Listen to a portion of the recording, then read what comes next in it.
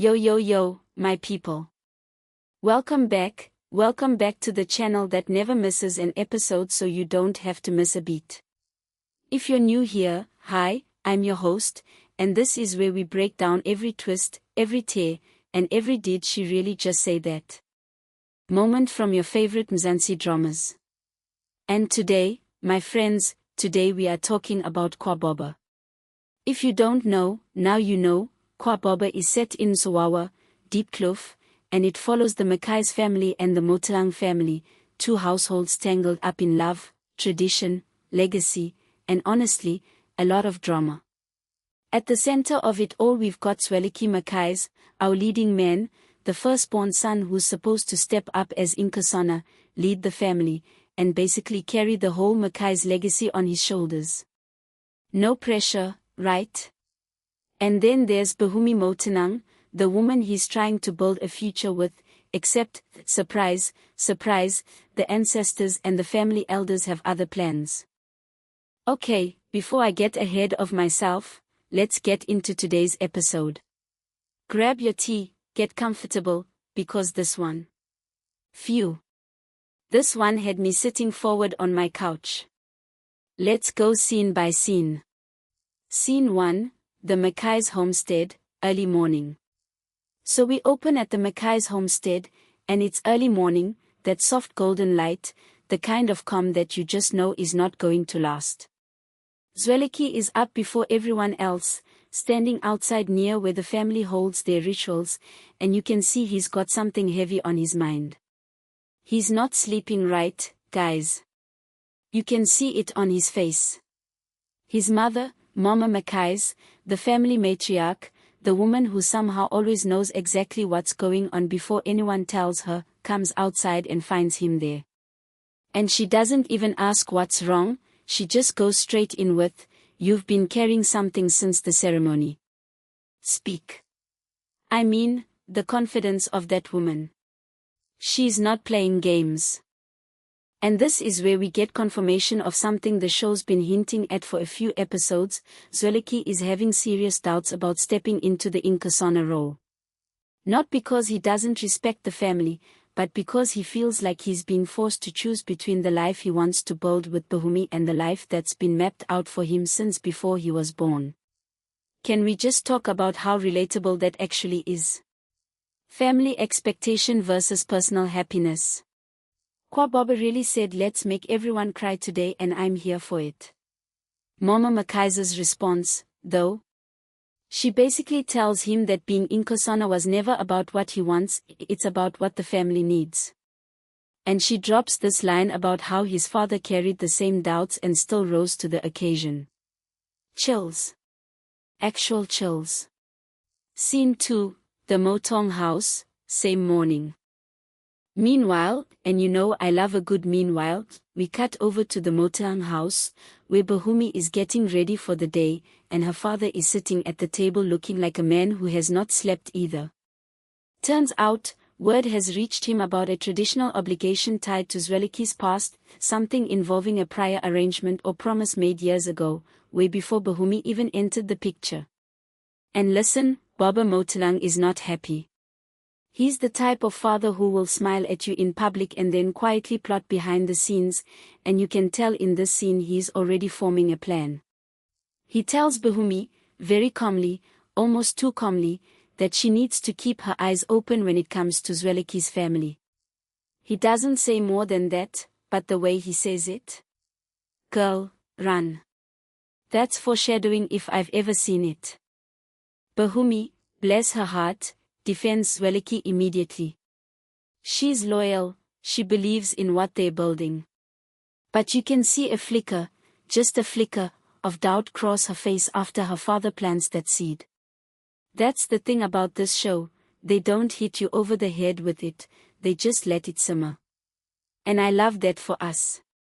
Scene 3, the old uncle enters. Okay, now this is where it gets juicy. We cut to the bitter uncle, you know the one, the family's resident chaos agent, and he's meeting privately with someone we haven't fully clocked yet, a woman who seems to have history with the Mackay's family.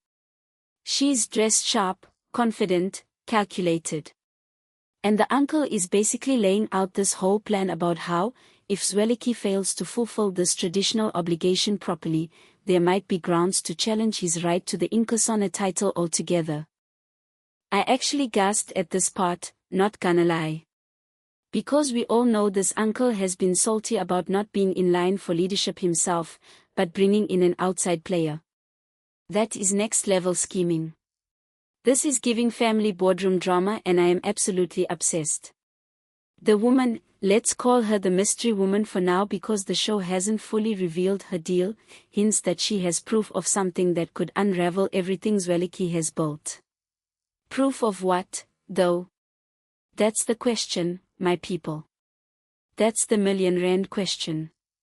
Scene 4, Zwelithini and Bahumi, the garden. Back to our main couple. Zwelithini finds Bahumi in the garden, very soft, very intimate lighting here. The writers wanted us to feel something, and he tries to open up to her about what's weighing on him.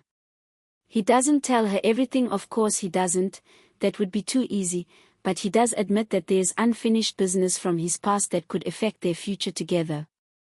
Bahumi, already primed by her father's warning earlier, doesn't take this well. She asks him directly, is there someone else? Some other obligation I don't know about? And Zwelithini hesitates. He hesitates, you guys. That half-second of silence spoke louder than any monologue could have. Honestly. This is the moment that's going to have everyone talking online tonight. Because in soapy language, hesitation is basically a confession. Bahumi doesn't push further, she just walks away, visibly hurt, and Zwelithini is left standing there looking like a man who just watched his whole world start slipping through his fingers. I was yelling at my screen at this point. Like, just tell her, Zwelithini. Communication. It's free. Scene 5, the Elders' Council. Now we shift into a heavier, more formal scene. The family elders gather to discuss the traditional obligation everyone's been dancing around. And finally, we get more clarity. It turns out there was an arrangement made years ago, possibly by Zwelithini's late father, connecting the Mackay's family to another family through a promise of marriage or partnership that was never formally dissolved.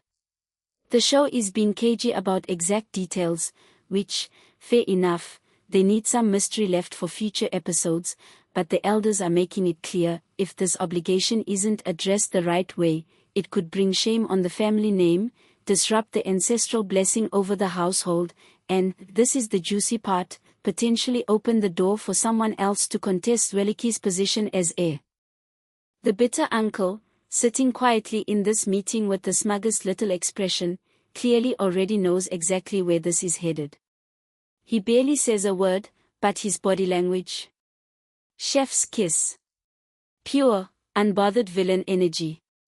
Scene 6, the mystery woman revealed. Sort of. Okay, here's the scene that had me literally pausing and rewinding. We finally get a proper introduction to the mystery woman, and it turns out, plot twist, she's connected to the very family involved in that old traditional arrangement. Her name gets mentioned in passing. I'm not going to butcher the pronunciation for you, just know it's new, and it's implied that she might be the one Zwelithini was promised to all those years ago. Can you believe this? I was not expecting the show to reveal her identity this early. Usually these dramas drag mystery characters out for weeks, but nope, they handed us a piece of the puzzle today, and now my brain is just running through every possible scenario. Is she going to show up at the homestead demanding her place? Is she going to team up with the uncle to take Zwelithini down? Is there going to be an actual love triangle situation? The possibilities are endless and I am living for it. Scene 7, Bahumi confronts her father. Back at the Motalang house, Bahumi confronts her father about what he knows. And this is honestly one of the best acted scenes of the episode, because you can see her trying to stay composed while clearly falling apart inside. Her father, finally, gives her a few more details, enough to confirm that yes, there is a woman from Zwelithini's past, and yes, it's serious enough that it could threaten everything. Bahumi's reaction is so real, though. She doesn't scream, she doesn't cry dramatically, she just goes quiet. And honestly, that quiet devastation hit harder than any shouting match could have. Her father, softening slightly, tells her he only wants to protect her from heartbreak, and she just says, very simply, it's too late for that. Oof. Punch to the gut. Scene 8, Climactic Confrontation. Now we build to the big moment of the episode. Zweleki, realizing Bahumi is pulling away, goes to find her, determined to finally tell her the full truth. But, and of course this happens, right as he's about to explain everything, the mystery woman shows up. Unannounced. At the Motang house. In front of Bahumi. The tension in this scene is unreal. Bahumi looks between the two of them, putting the pieces together in real time, and you can see the exact moment her heart breaks on her face. The mystery woman, calm as anything, introduces herself and casually mentions that she and Zweleki have history that isn't finished. She says it so sweetly too, which somehow makes it worse. Zweleki tries to intervene, tries to explain, but the damage is done. Bahumi looks at him and asks the question we're all thinking, were you ever going to tell me? And Zweleki, once again, doesn't have a clean answer. The episode ends on Bahumi walking away from both of them, leaving Zweleki standing there with the mystery woman, the weight of everything finally catching up to him. Cliffhanger moment. And then, freeze frame, dramatic music sting, we cut to black on Zweleki's face, absolutely gutted, as the mystery woman quietly says something like, "This is only the beginning." Cut to credits. I actually yelled at my TV. Like, out loud.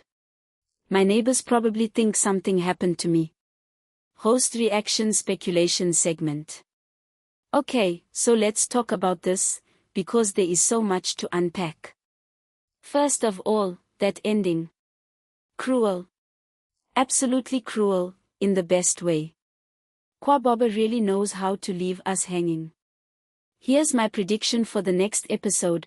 I think Bahumi is going to run straight to her father, and honestly, I would not be shocked if her father uses this as leverage to try and pull her away from the Makai's family entirely, maybe even push her towards someone else, because you know these shows love a rebound love interest arriving at the worst possible time. As for the mystery woman, my gut says she's not just some random ex. I think she's tied directly into that inheritance drama the bitter uncle was cooking up earlier in the episode. Like, what if the uncle brought her back intentionally to destabilize Zweleki's claim to the Inkasona title? That would be such a clean, messy, delicious storyline, and honestly it would explain why she showed up at exactly the right, or wrong, moment. And can we talk about Mama Makai's for a second? She's been suspiciously quiet since that morning scene. I have a feeling she already knows more than she's letting on, and next episode she is going to have to pick a side, protect her son's happiness with Bahumi, or protect the family's reputation and legacy. That woman's loyalty is about to be tested, and I am so ready for it. Honestly, the character I have complicated feelings about right now is Zweleki. Like, I get that he's under pressure, I get that it's not entirely his fault that this old obligation exists, but the hesitation. The not telling Bahumi sooner? That's on him. He had opportunities to come clean and he kept choosing silence. I'm rooting for him, but he needs to get it together, honestly, because he's making some frustrating choices right now. Mid-roll energy check.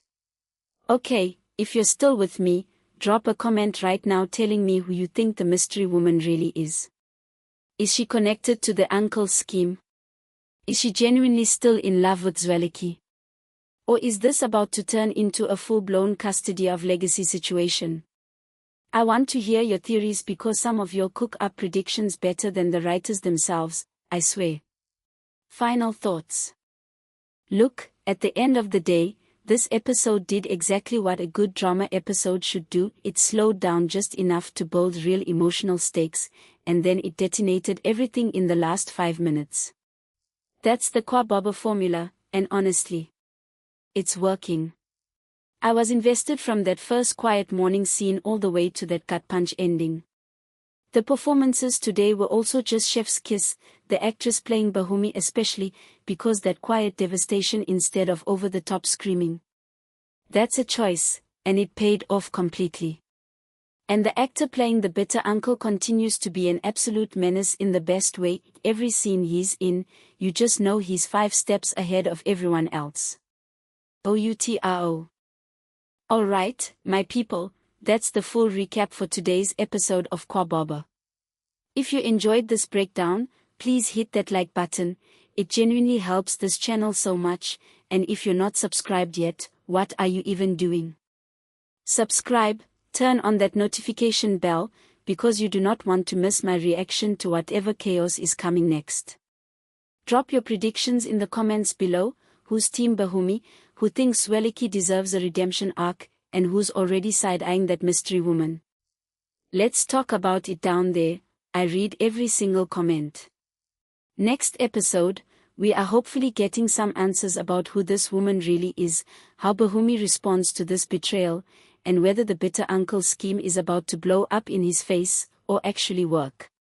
Either way, you already know I'll be right back here breaking it all down for you.